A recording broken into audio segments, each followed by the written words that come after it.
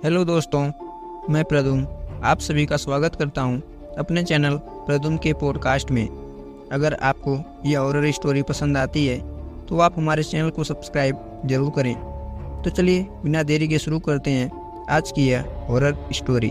तो दोस्तों, कहानी शुरू करने से पहले मैं आप सबको यह बता दूं कि यह कहानी एक हवेली की है। यह एक ऐसी हवेली थी जिसके बारे में लोग सुनते ही कांप जाते थे और उसमें रहने की तो बात ही छोड़िए। तो चलिए इस कहानी को शुरू करते हैं इस हवेली के पॉइंट ऑफ व्यू से। और आप सब अगर यह कहानी पूरा सुनते हैं, मुझे विश्वास है यह कहानी आप सबको बहुत पसंद आएगी। तो चलिए बिना देरी के शुरू करते हैं आज की यह भूतिया हॉरर स्टोरी। शहर के बाहरी इलाके में एक पुरानी जर्जर हवेली थी। लोगों का कहना था कि वह हवेली भूतिया है। वर्षों से कोई भी वहाँ नहीं गया था, लेकिन कई लोगों ने हवेली से अजीबोगरीब आवाज़ें सुनने और रहस्यमय रोशनी देखने की कहानियाँ सुनाई थी। एक दिन अनिकेत और उसके दोस्तों ने उस हवेली का रहस्य जानने का फैसला किया। अनिकेत, रोहित और प्रिया तीनों बचपन के दोस्त थे और हमेशा रोमांचक चीज़ें करने के लिए तैयार रहते थे। उन्होंने तय किया कि वे रात के समय हवेली में जाएंगे, क्योंकि उसी समय सबसे ज़्यादा अजीब घटनाएं होती थी। रात का समय हो चुका था, चांदनी रात थी और हवेली की और जाने वाला रास्ता वीराना और डरावना लग रहा था। तीनों दोस्त ने अपनी टॉर्च और एक कैमरा लिया और हवेली की ओर बढ़ चले। जैसे ही वे हवेली के नज़दीक पहुंचे, एक अजीब सी ठंडक का महसूस होने लगी। हवेली के चारों ओर जंगल था, जिससे और भी भयावह माहौल बन गया था।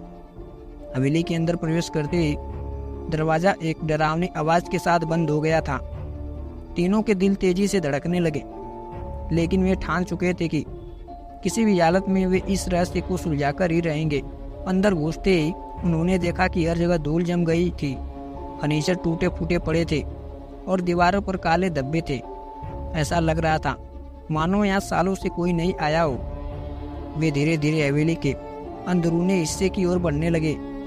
अचानक एक कमरे से अजीब सी आवाज़ आई। वे सब डर गए, लेकिन फिर भी आवाज़ की दिशा में बढ़ते रहे। कमरे के दरवाजे पर पहुंचकर उन्होंने धीरे धीरे दरवाज़ा खोला।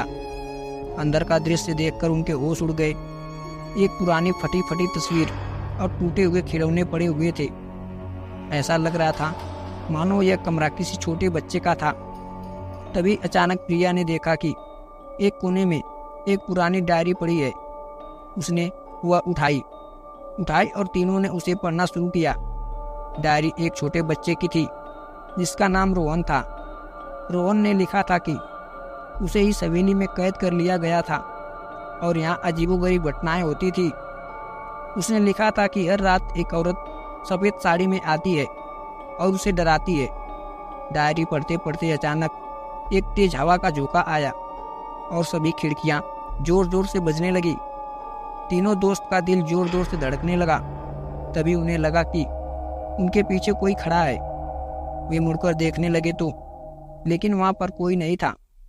फिर अचानक रोहित ने देखा कि एक परछाई उनकी ओर बढ़ी चली आ रही है। वे तुरंत वहाँ से भागने लगे, लेकिन हवेली के दरवाजे अचानक अपने आप बंद हो गए थे। वे बुरी तरह से फंस चुके थे।